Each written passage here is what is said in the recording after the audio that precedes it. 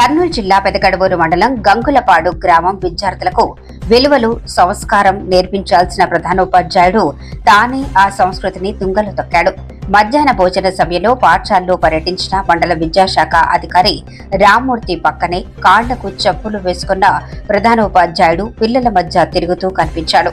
ఆ సమయంలో విద్యార్థులు నేలపై కూర్చొని అన్నం తింటుంటే ఆయన మాత్రం పాదరక్షలతో ప్లేట్ల దగ్గర తిరగటం గ్రామస్తుల ఆగ్రహానికి గురైంది.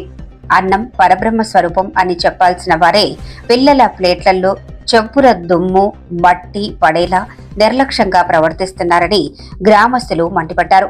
జిల్లా కలెక్టర్ లాంటి ఐఏఎస్ అధికారులు కూడా పిల్లలతో చెప్పులు విప్పి నేలపై కూర్చొని భోజనం చేసిన ఉదాహరణలు ఉన్నా ఈ ప్రధాన ఉపాధ్యాయుడికి మాత్రం ఆలోచనే రాలేదని విమర్శలు వెల్లువెత్తుతున్నాయి.